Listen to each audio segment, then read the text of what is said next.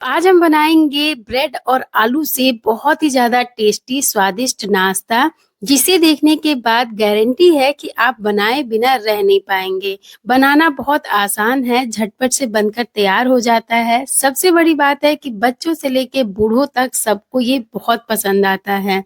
और सबसे बड़ी बात ये है कि सिर्फ़ और सिर्फ़ 5 मिनट के अंदर ये बनकर तैयार हो जाता है। इस नाश्ते को आप चाहें तो टिफ़िन बॉक्स के लिए या फिर सुबह-शाम नाश्ते के लिए, छोटी-मोटी भूख के लिए इसे आप बना सकते हैं। तो सबसे पहले स्वागत है फ्रेंड्स आपका मेरे channel A to Z veg kitchen में और अब मैं आपके साथ रेसिपी शुरू करने वाली हूँ। पहले मैं आपको बता दूँ कि मैंने बोला कि ये सिर्फ़ 5 मिनट के अंदर बनकर तैयार हो जाता है, तो जी हाँ, बिल्कुल ये 5 मिनट के अंदर बनकर तैयार हो जाता है। बस आप कुछ पहले से तैयारियाँ करके रख लीजिए तो सिर्फ़ और सिर्फ़ 5 मिनट में ये बनकर तैयार हो जाता है। जब कभी हम ऐसा कहते हैं कि नाश्ता सिर्फ़ 5 मिनट में बनकर तैयार हो जाएगा, तो बहुत से लोग कमेंट करते हैं कि 5 मिनट में तो मैगी भी नहीं बनती है, सिर्फ़ पानी बॉयल हो सकता है। तो हाँ, बिल्कुल सही बात है, लेकिन अगर आप कुछ तैयारियाँ करके पहले से रख लें, तो आप 5 मिनट में नाश्ते को बनाकर रेडी कर सकते हैं। तो चलिए अब रेसिपी शुरू करती हूँ। सबसे पहले हमें यहाँ पर कुछ आलू को बॉयल कर लेना है, जितना नाश्ता हमें बनाना है उतने नाश्ते के लिए हम आलू को बॉयल कर लेंगे। तो यहाँ पर मैंने 8 से 9 आलू को बॉयल कर लिया है। आलू जब थोड़ा ठंडा हो गया उसके बाद हमने इसका छिलका हटा दिया है। इसके बाद अब मैं यहाँ पर आलूओं को ग्रेट कर रही हूँ। ग्रेट करने की जगह आप चाहें तो इसे मैश भी कर सकते हैं, लेकिन मैं यहाँ पर ग्रेट करना प्रेफ़र करूँगी क्योंकि आलू में कोई लम्स वगैरह नहीं रहने चाहिए, इसलिए इसे ग्रेट करने से आलू ज़्यादा अच्छे से मैश हो जाता है। तो यहाँ पर फटाफट से मैंने सारे आलूओं को मैश कर लिया सॉरी ग्रेट कर लिया है। मसाले जब अच्छे से ग्रेट हो जाए, मैश हो जाए, इसके बाद हम इसमें ऐड करेंगे कुछ मसाले। तो स्पाइसेस आप अपने हिसाब से, अपने टेस्ट के अकॉर्डिंग जैसा आपको पसंद हो आप इसमें ऐड कर सकते हैं। बेसिकली हमें एक आलू मसाला बनाकर तैयार करना है।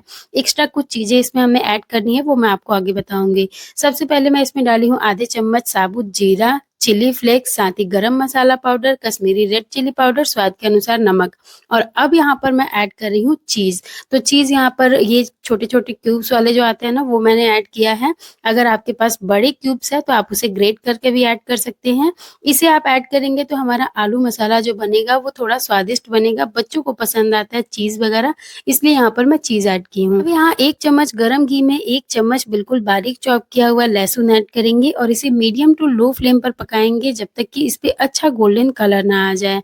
और यहाँ पर लहसुन को पकाकर ही हम ऐड करेंगे जिससे कि लहसुन की जो गंध होती है वो ख़त्म हो जाएगी और इसका टेस्ट जो है वो और भी बढ़ जाएगा। तो घी में मैंने इसे पकाया है, आप चाहें तो इसकी जगह बटर का इस्तेमाल कर सकते हैं या फिर आप इसे रिफाइंड तेल में भी पका सकते हैं।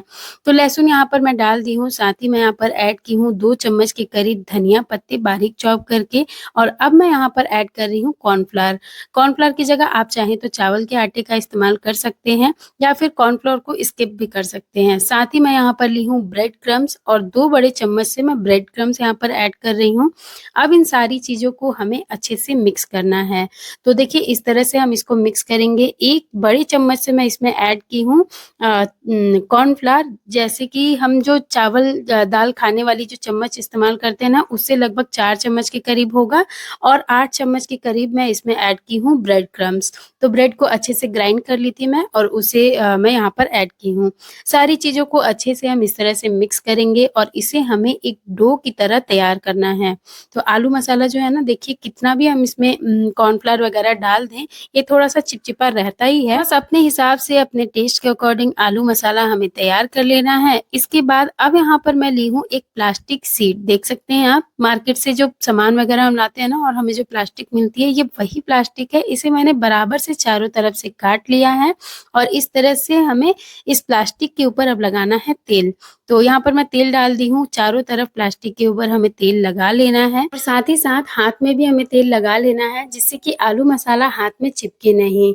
जब प्लास्टिक में हम तेल लगाएँगे ना तो हाथ में अपने आप तेल लग जाएगा, तो बस उतना सा ही हमें तेल लगाना, बिल्कुल थोड़ा-सा हम हाथ में तेल लगा लेंगे। इसके बाद जो आलू मसाला हमने तैयार किया है उसमें से थोड़ा-सा पोर्शन हम उठाएँगे, थोड़ा मतलब आधा पोर्शन हम लेंगे और इसके बाद इसे हाथ से पहले हम चिकना करेंगे और अब इस तरह का एक रोल तैयार करके मैं ये तेल लगे हुए प्लास्टिक के ऊपर इसे रख ली हूँ और इसे अभी पहले मैं रोल कर लूँगी और अब हमें क्या करना है ना कि इसे शेप देना है।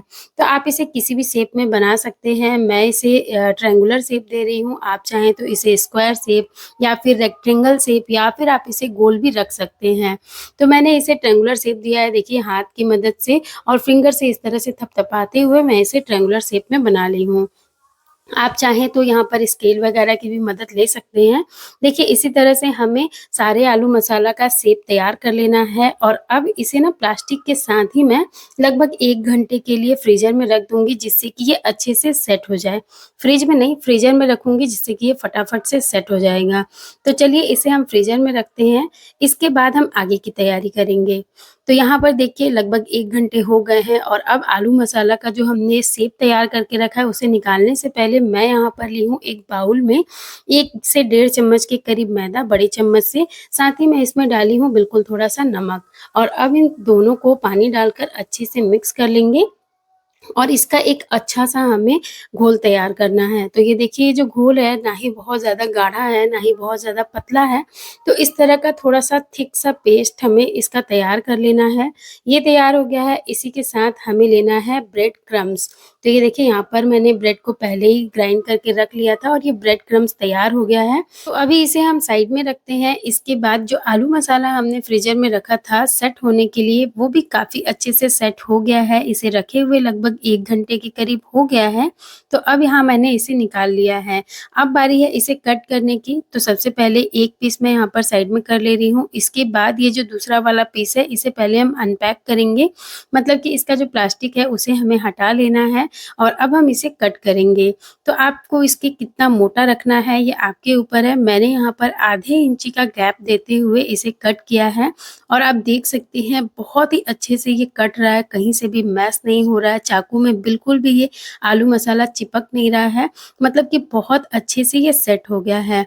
अच्छा मैं आपको बता दूँ कि इस आलू मसाला को आप चाहें ना तो लगभग 2 हफ्ते तक फ्रीज़र में स्टोर करके रख सकते हैं और जभी भी आपका मन हो तो फटाफट से इसे फ्रीज़र से निकालिए और बनाकर एन्जॉय कर सकते हैं। तो बस इसके पीसेस करने के बाद एक पीस उठाएँगे और इस तरह से मैदे की स्लरी में डालकर इसे अच्छे से हमें डिप करना है और इसके बाद चम्मच से उठा लेंगे। एक्स्ट्रा जो स्लरी है उसे निकाल कर डायरेक्ट हमें डाल देना है ब्रेड क्रम्ब्स में।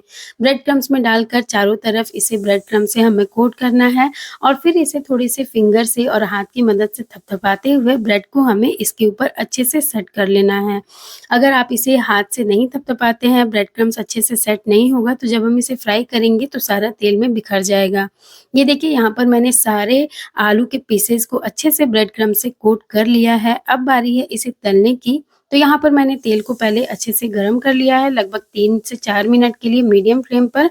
अब यहाँ पर फ्लेम को हमें मीडियम टू स्लो कर देना है और इसके बाद हमें इसे अच्छे से तलना है। तो ये देखिए इसे गोल्डन ब्राउन कलर आने तक हमें तल लेना है। अच्छा मैं आपको बता दूँ कि ब्रेड क्रम्ब्स लगाने के बाद भी आप इसे फ्रीज़र में स्टोर करके लगभग 3 से 4 दिन तक रख सकते हैं, क्योंकि हमने इसके ऊपर ब्रेड क्रम्ब्स लगा दिया है, इसलिए ये ज़्यादा दिन तक नहीं चलेगा। इसलिए आप इसे 3 से 4 दिन तक कम से कम फ्रीज़र में रख सकते हैं। अच्छा तेल में डालने के बाद इसे हमें मीडियम फ्लेम पर तलना है, जिससे कि हमारा नाश्ता जो है वो ऑयली ना बने, इसलिए हम फ्लेम को मीडियम कर लेंगे और उसके बाद इसे तलेंगे। अगर लो फ्लेम पर हम इसे तलते हैं ना तो फिर नाश्ते के अंदर तेल भर जाएगा और हमारा नाश्ता जो है वो खाने में अच्छा नहीं लगेगा। इसीलिए हम इसे मीडियम फ्लेम पर तल लेंगे। अभी देखिए इस तरह से हमें उलटते-पुलटते हुए इसे लगभग 3 से 4 मिनट तक तलना है। 3-4 मिनट में ये काफ़ी अच्छा गोल्डन कलर इसके ऊपर आ जाएगा। तो बस जब इस तरह का ये हो जाए, अच्छा कलर इसके ऊपर आ जाए तो हम इसे निकाल देंगे और बाकी बचे हुए हमारे पास जो पीसेज़ हैं उसे भी हमें सेम इसी तरीके से तल लेना है। तो ये देखिए यहाँ पर सारे हमारे जो आलू के पीसेज़ हैं वो तल चुके हैं। और देखिए बिल्कुल गरमा-गरम पोटैटो नगेट्स हमारा बनकर तैयार हो गया है। बहुत ही ज़्यादा क्रिस्पी बना था। आप सुन लीजिए आवाज़ पहले इसकी। तो बना है ना बिल्कुल क्रिस्पी ये पोटैटो नगेट्स। बस अब देर ना करते हुए इसे ठंडा होने से पहले हम फटाफट से सर्व करेंगे, एन्जॉय करेंगे। अच्छा, इसके साथ यहाँ पर मैं सर्व कर रही हूँ शेज़वान सॉस। इसकी जगह आप चाहें तो टोमेटो केचअप या धनिया पत्ती की चटनी, मेयोनीज़ किसी भी चीज़ के साथ आप इसे सर्व कर सकते हैं, या फिर अगर आप किसी चटनी वगैरह का इस्तेमाल नहीं करना चाहते, तो ये ऐसे भी बहुत ही ज़्यादा टेस्टी लगता है। अब आपसे रिक्वेस्ट करती हूँ कि अगर आपको ये मेरी रेसिपी थोड़ी-सी भी पसंद आई हो, तो प्लीज़ वीडियो को लाइक करके चैनल को सब्सक्राइब ज़रूर करिएगा।